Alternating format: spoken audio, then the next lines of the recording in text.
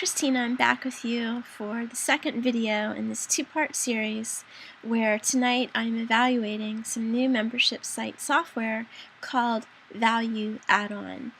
And I'm going to pick up where we left off, and we were talking about the integration with Facebook groups. So we have completed this section of the sidebar, and now we're going to take a look at payments. What I wanted to tell you is that this membership site software has within it an integration. So it already has a payment processor, has a merchant account built in. So if you have, if you've been using Infusionsoft or One Shopping Cart or Gumroad or eJunkie, or I don't know, just any of those different things, you could potentially just consolidate everything into here if you like everything else about it, because it has Stripe, which is relatively new. You can look up what Stripe is on stripe.com, but it's integrated and built in here. So you need to create a account on Stripe. Let's just go over and do that, because I have a Stripe account.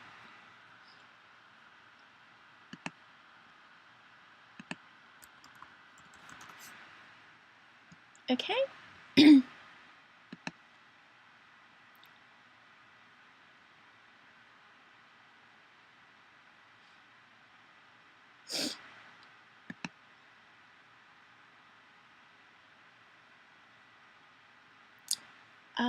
Well, anyway, you would log in. I don't have my credentials memorized right this second, but you go to stripe.com. You can learn about it if you don't know about it. It's a payment processor, a merchant account, and it has some nice features and functionality.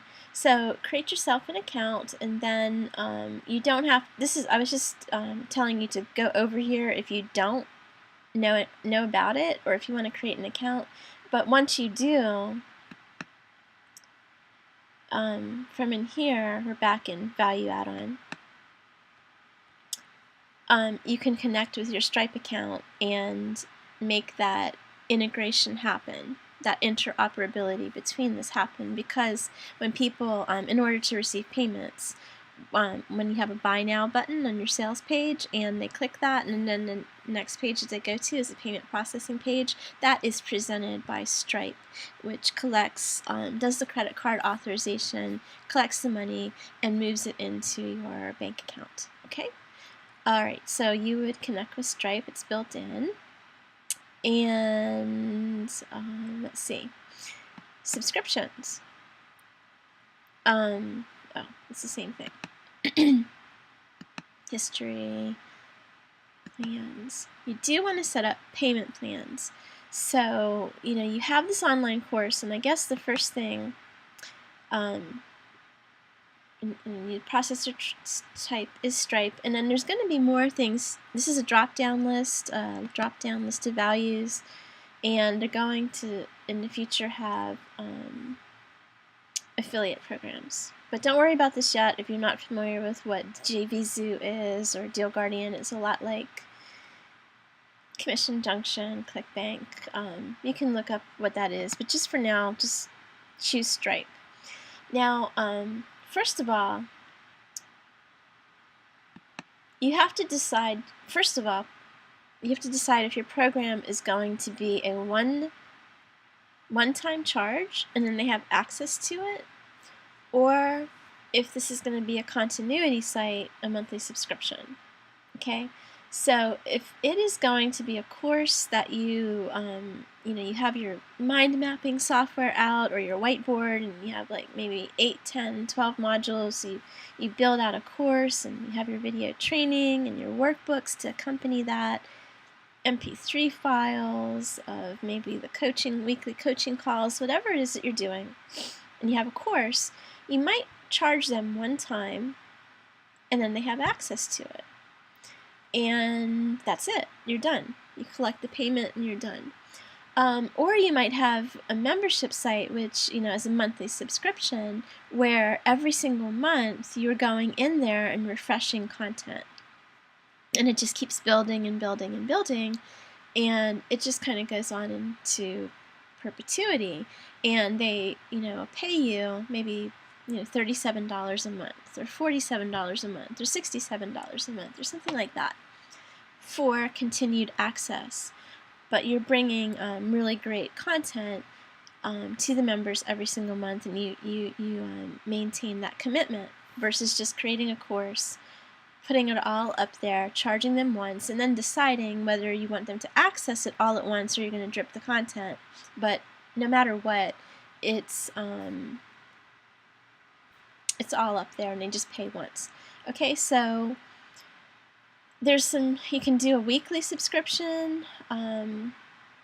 I don't see that used very much. I'm not sure what industry or what use case that would be for, but here it is anyway.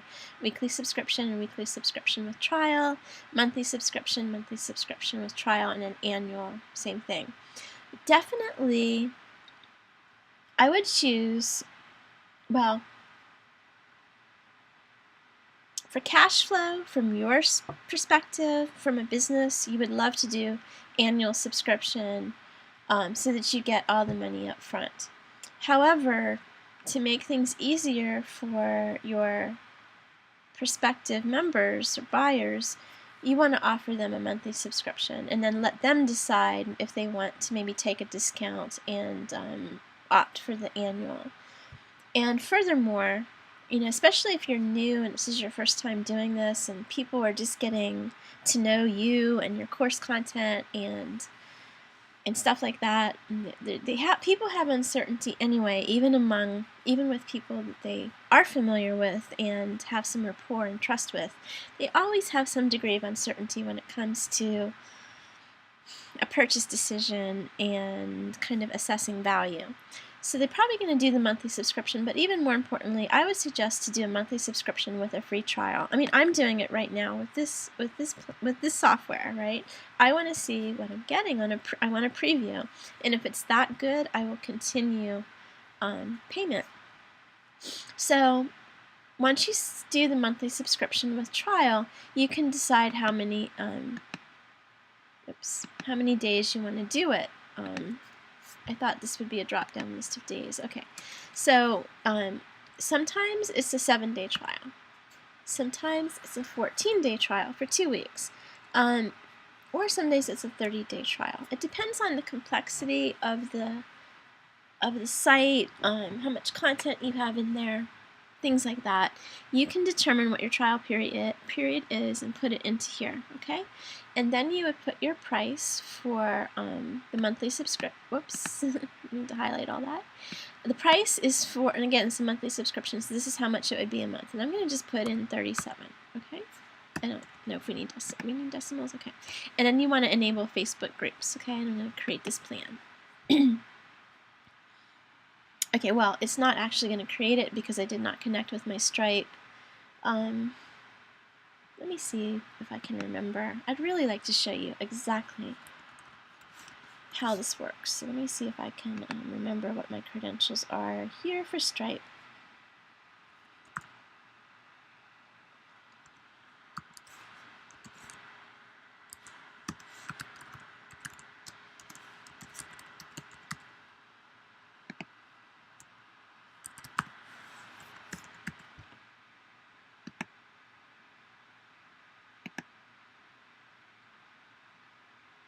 Look at that. I remembered what it was.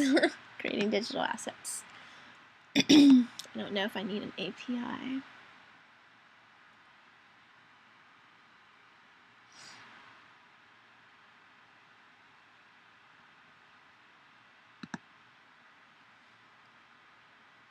Okay, anyway, let's go back over here and let's just connect with Stripe.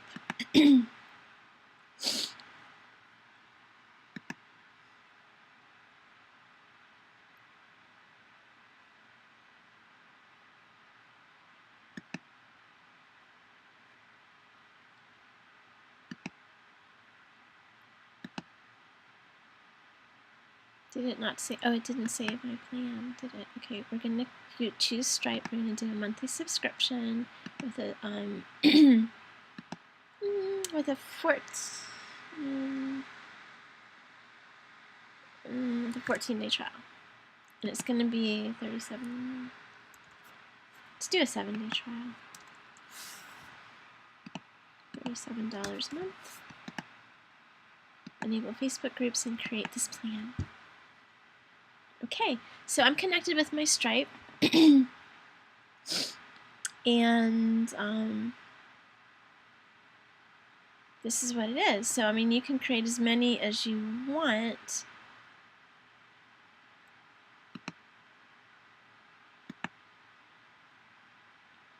A one-time charge would just be, let's do 37 times.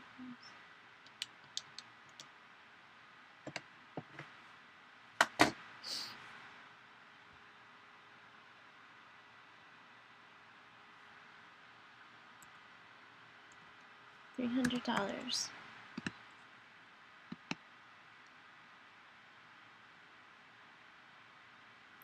for a year, opposed to $37 a month. Okay, I'm just playing here, mind you.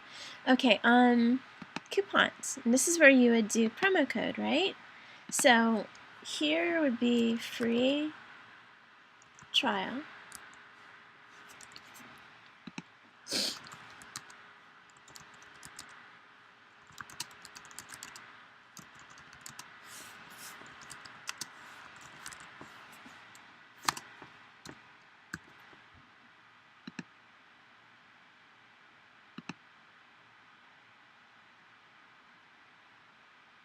Oh, days off, amount off. You can only use it once.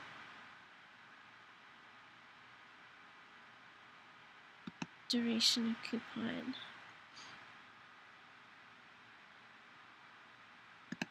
They can only redeem it one time, and they have to make a decision. Discount amount, the amount, and then I guess let's do the 37 here. Let's change this to a 30-day trial and do free month. Alright, free month is the promo code that they enter on the payment processing page. This gives the user a free 30-day trial. It's an amount discount. It's going to be amount off is 37. It'll be 0. They can only use it once, max redemption. And then what we need to do is to go back to this one, edit it, make this trial period. Oh, edit plan. Did I do that? Trial period. It won't let me edit these fields. Oh, okay. So this is due to the nature of Stripe, you cannot change any information after it's been created. Okay, well, I guess the order in which you do things is going to be important in here. So you need to connect your Stripe account before you do your plan, but then let's go back to plans. But then if you need to change your plan, you can't just edit it. So I need to change the trial. So what I'm going to do is just deactivate this. I actually want to delete it, but I don't think I can. I think the reason, I'm in a trial here, but the reason you can't do it is because there could be people that have subscribed and paid under that. So what I'm going to do is just to show you, I'm going to do a monthly subscription with trial. Trial days are 30 days. The price is 37. Enable Facebook group integration. Create my plan. Okay, and then it took it away, that old one. So we have a trial day of 30 trial period of 30 days, so that when we do a coupon and we do 3 months and we do a discount of 37, it nets out to 0.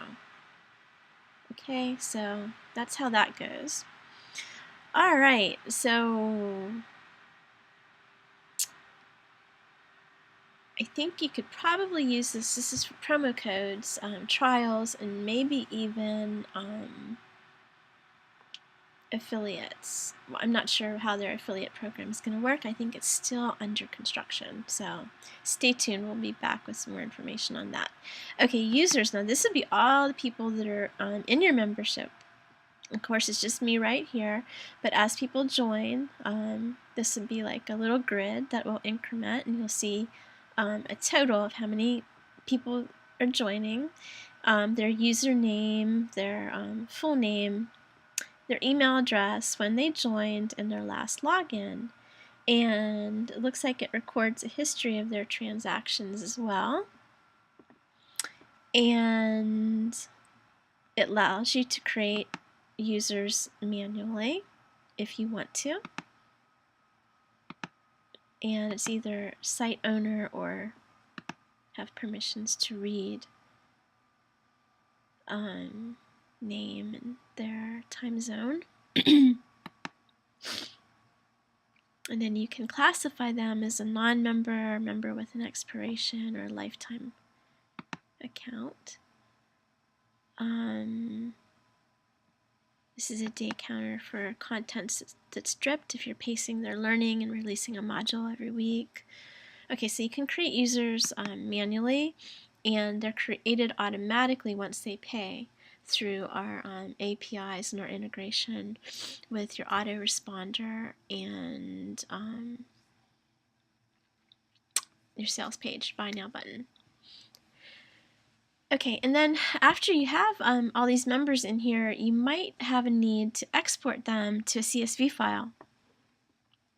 Now, depending on the sophistication of your email service provider, it might be kind of hard. Like, you're gathering leads, like I'm sure you have an opt-in page and a process before they get to the sales page. But once the disposition of a contact of an individual changes from a lead to a buyer or a member they've purchased with you, you definitely want to tag that. If you have an Infusionsoft, if you're using Infusionsoft, you can use tagging so that you can tag them and then have a buyer's list, which is segmented and segregated from all the others. So you have the subset of people you know that not only bought, but purchased this, especially if you have a product suite. So you want to have that business intelligence, and that means you need a CRM system that is able to capture that per your configuration and your automation and everything. Now, I know not everybody has Infusionsoft. It's not appropriately advised for a lot of people who are new. It's sort of like it has a lot of capabilities for a real business, but there is a certain inflection point, a certain maturity of your business that you have to get to have things kind of dialed in and profitable and operational, and before this investment would make sense. This is beyond the scope of this video, but all I'm trying to say is that the importance here is you want to know who your members are. Not just your buyers, but your members for this product, this online course, because remember, I told you that my company is called Creating Digital Assets. Assets means plural, information products, a portfolio of information products. That is plural. So we're going to do baby steps. We're going to take things one at a time, but eventually we're going to have an escalation path that a client or a prospect can have with you, and you can have multiple things that you offer and multiple courses that complement one another, or that go from beginner to intermediate to advanced, because you don't want to overwhelm people. So there's a path, there's an escalation path, there is different things, but you want to have the business intelligence to know who are my members in my basic program, who are my members in my intermediate, who are my members in my advanced, or if you have sort of different subjects that sort of are different but complement one another, you're going to want to know who's in what, right?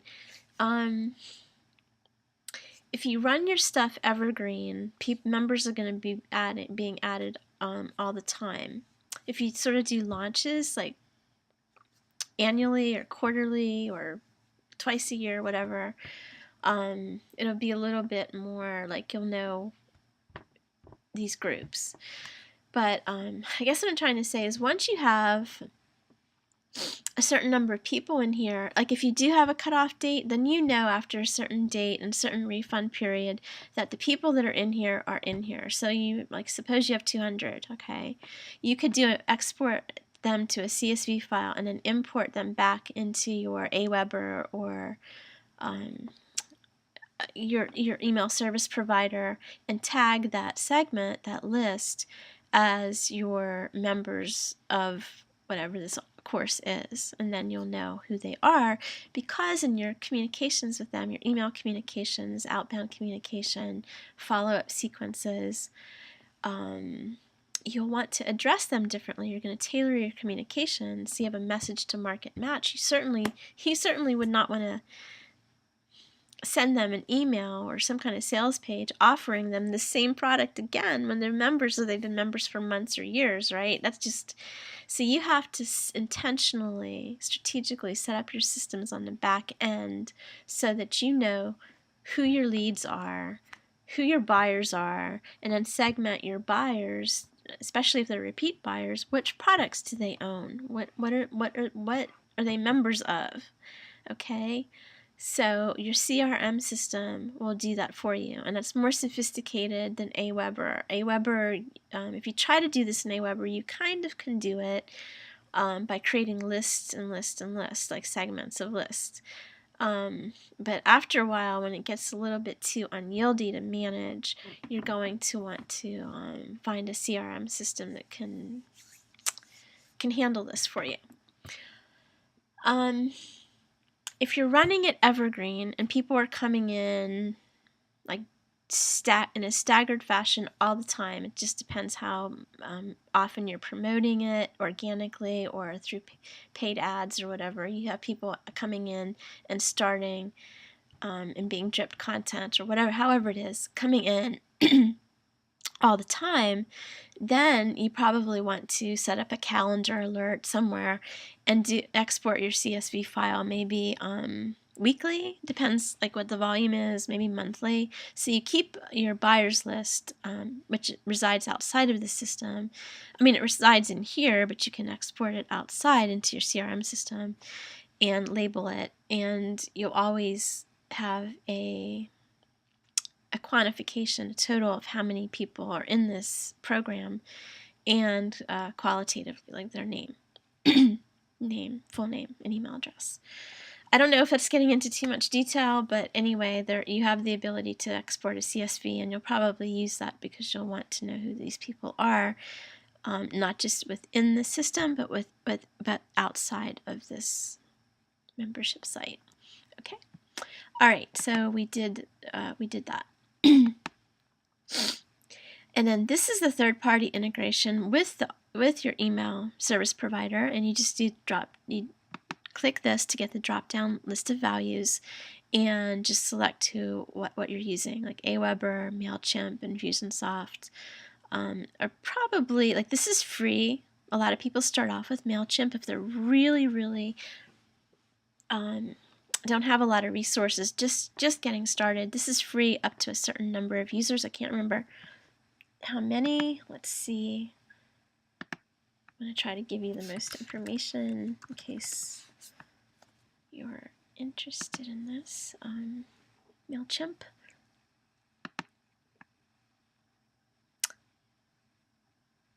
I think this one is free up until 2,000 users. Is that right?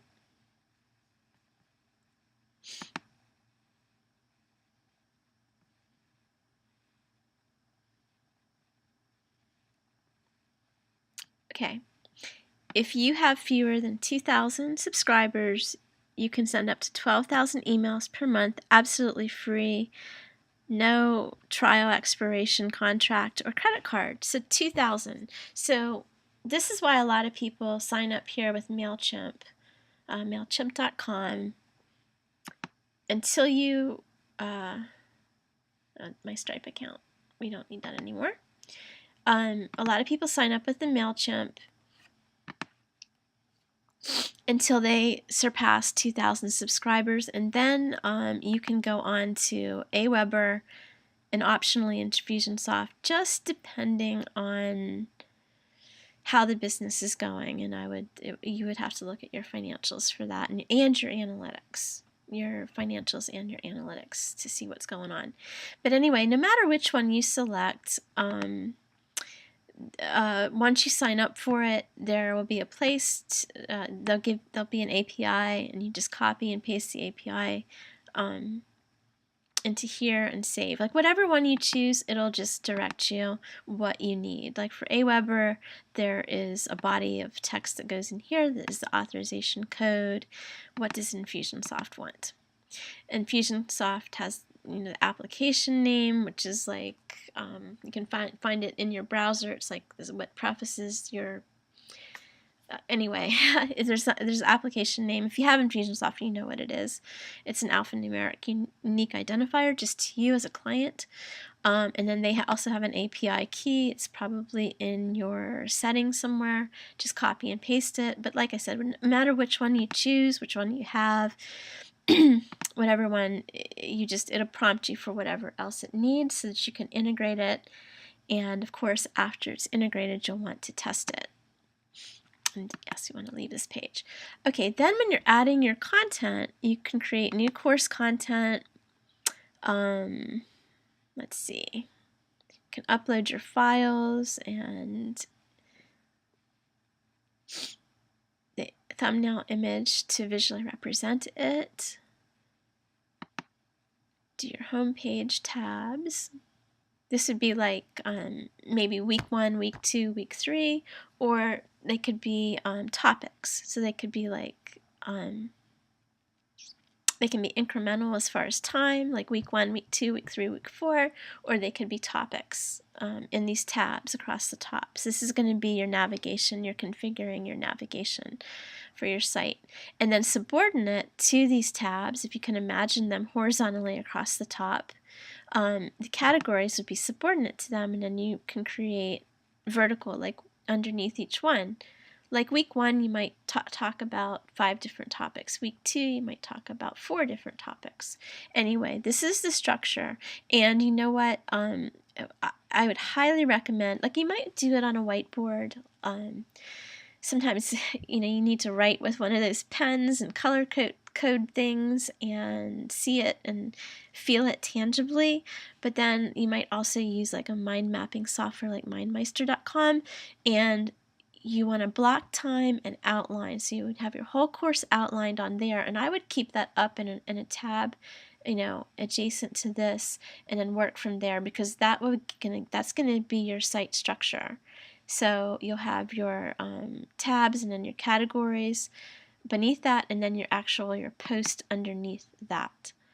I hope that makes sense, because I can't draw it out and I don't have a membership site open to show you, but if you've ever been in one, or even a website, you know what I'm talking about. There's tabs, there's menu items across the top horizontally. There are vertical categories beneath that, and then within those categories there are, a number of posts. And let's see. Well, you'd have to just go through it, and I don't have anything prepared as an example right now. So, yeah, and remember your content. This is a very media-rich site. It can be video training courses in MP4 format. It can be MP3 recordings, audio files of maybe weekly coaching calls, or maybe a Skype interview that you did with an industry influencer, or maybe somebody interviewed you. You're the subject matter expert, and you have a recording of that. You want to drop it in here. And then, of course, your text, your written content, and your PDF files. So you want to include all of this because it's all different learning modalities, and your members, you have a mixed group of people. You don't know the composition of them and their learning styles and their preferences, and also the portability too. Because I can assure you that a high percentage of them will be accessing your membership site from a mobile device, whether it's their phone or their tablet. And you don't have to worry about mobile optimization. This membership site software handles that, so you don't have to worry about that at all. But you want to think about portability. Like, if you want to allow them, you have to make a decision whether you want to allow them to download this content, which makes it shareable outside of the membership site. So a lot of people opt not to do that, or maybe they'll just do that with their audio files so that people can listen to them on the go, much like a podcast or an audiobook from Audible, or a podcast in iTunes. That is up to you. I would highly recommend protecting all of your paid content until the refund period is over, and then whatever it is that you want to make downloadable, you can do that. So keep your stuff as PDF. You might want to share those, make those downloadable so people can have them on their hard drive, MP3s.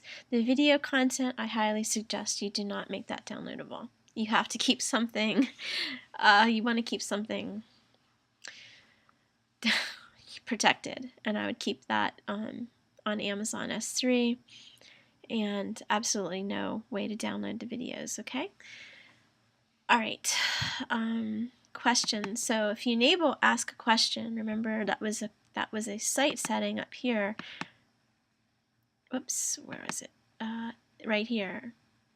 If you check this box, you disable it. If you leave it unchecked, you enable it, and that allows people to ask you questions. And when they do, they go to an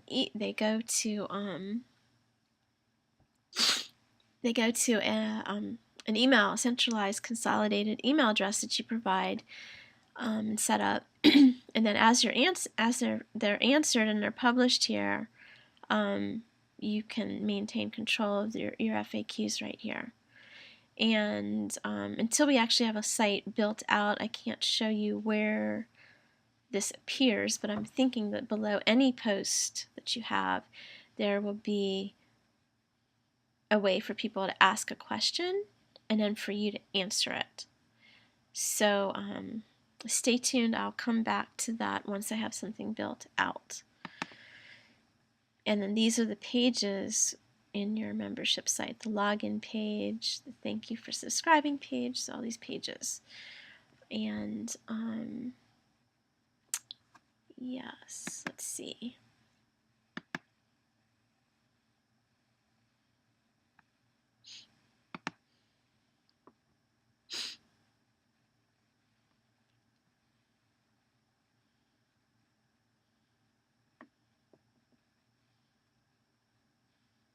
Where is East Coast? There we are.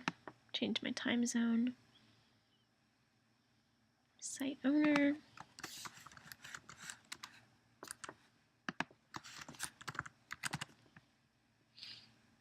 Keep my same password.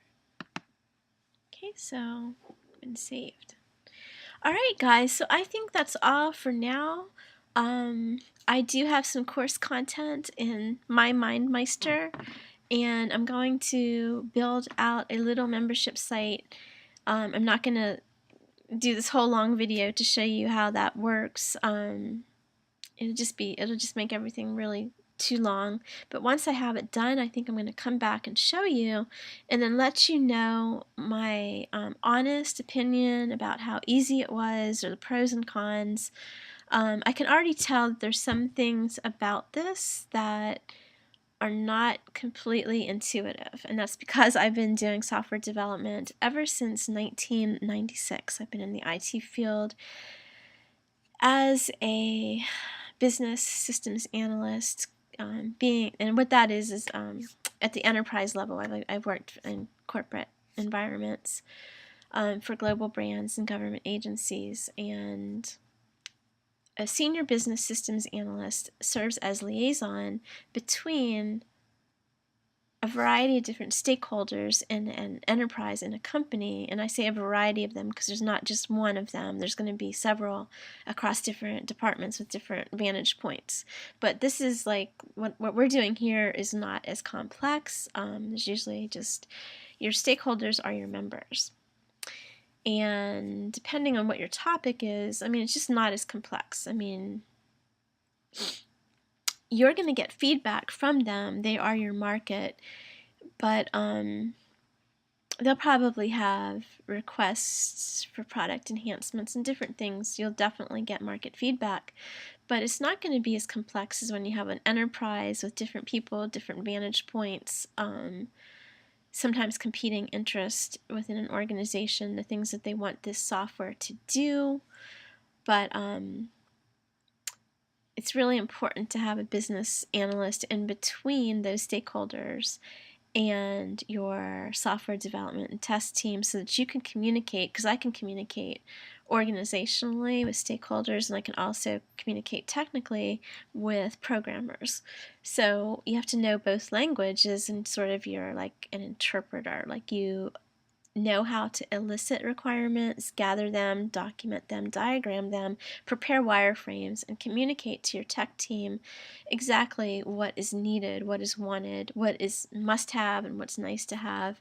Get a level of effort and LOE on it, and just use cases. You draw out your use cases and business rules and flowcharts, business process workflows, just all sorts of things. I've been doing this a very long time. So I guess what I'm trying to say is that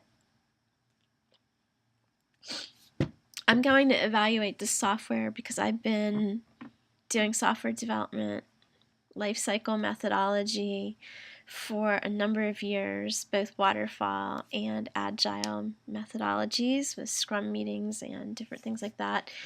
So I've gone through several CMMI certifications with companies that are accredited at level 4 and 5, like Oracle and like Accenture, Mantech, a couple others too in Northern Virginia here, because we have a lot of government contractors, a lot of high-tech companies here. And I guess what I'm saying is I know how to evaluate software, and this is very basic. So I definitely feel like my feedback would be very valuable to you, and also actually to the founder, Joshua Reiter, and his dad, Greg Reiter. And we can make this really, we can really develop this into something that meets your needs. I mean, it's really based on the members, and right now I am a member of it, so I'm evaluating it from 2 different vantage points. For use for myself, because I am a product creator and I'm going to be creating courses. And I also help people do that because I believe in this so much. I also help people create their courses. I'm a product creation consultant and a digital marketing strategist. That entails a whole lot of different things, but I want to make sure that whatever membership site software, I want to evaluate everything that's on the market and know the pros and cons of each, have experienced it on the back end, so that I will know what to appropriately advise my clients depending on what their needs are, or how tech savvy they are, how complex their course is, if they just want to do one course, if they really want to build out a business and have a product suite and several escalation paths and follow-up sequences and upsells and a lot of different offers and a lot of different VSLs, video sales pages, and whether they're going to be doing launches or evergreen. There's so many different questions to ask when you're a product creation consultant, digital marketing strategist, to get a feel for what they need. And I never steer people towards one thing at all. I mean, I may be an affiliate for all of them, but I'm committed to evaluating and having hands-on experience with them before I become an affiliate, and also so that I know what to recommend to whom. And that's one of the reasons I'm doing these videos. I'm in the very preliminary stages of this. I totally do not have I don't have much sentiment about it yet because I want to give it a fair chance and work through it some more. But I did want to do this video to just show you guys that I am in the industry. I am actively paying attention to the players and what they're releasing, how committed they are to their software, whether, the features and functionalities, the benefits to you, how responsive they are to our request for, hey, I would like it to do this, and this is the reason why, and how well that they can incorporate that. And I would even on the back end go so far as to ask them if I need to, what is your code base? Okay, your source code. Like, what are you using to build this? Because, how scalable is it? How easy is it to modify something, add something, delete something, incorporate something? Are we building on a stable foundation, a really good foundation? I also know the questions to ask is how tenured is your team? It doesn't really matter to me if the team's domestic or if they're outsourcing it to the Philippines. It doesn't matter, but what I do want to know is there continuity in this team? Is it one individual? Is it a small team? Are they going to be with you for a while? Because I don't like to see a lot of churn or a lot of turnover in an app development and test team. I like to see a tight group of people that work very well together and stay together as a team, ideally for a duration of time. Why? Because that ensures a quality product. That ensures that all those people know what's going on. And of course, there's also, anything can happen to anybody at any time, so you definitely want to make sure that if you're you're basing your business on this, especially if you have multiple products, you don't want this to go away. So I will need to find out how committed they are to their business, to this product, to their app development team. I know the questions to ask on the back end because I've been doing this for how many years? Since 1996, so 2014. Yes, I have to use a calculator. 1996. 18 years, guys. Almost 20 years. I've worked for, Accenture, Oracle, Mantech, Northrop Grumman, WebMD, MedStar, Washington Hospital Center. I worked for MCI WorldCom before they had their scandalous, before that whole thing dissolved the company. And a few other companies local here in Northern Virginia. You can check out my Google Plus profile or my LinkedIn profile to see what my former corporate career was before I started my company. And you'll see a long list of things because I've been at this for a long time if you're curious. So it's Christina.Haftman on those platforms. So yeah, I'm going to be taking a look at this and rigorously, and I will get back with you on my findings and how I feel about it. And yeah, so thank you for watching my video. If you are thinking about doing a course, or if you have an information product in your mind that you want to bring out to the market and you want to know how to get started with that, definitely contact me. Or if you have an information product already and it's not doing so well, you need to know a little bit more about how to market it, contact me. Whether it's an ebook, an audio program, a membership site, an online product or program, I can absolutely help you, and this is what I love to do. So it's Christina.Haftman@gmail.com. Thank you for watching my video, and stay tuned for future videos on value add-on as a potential membership site software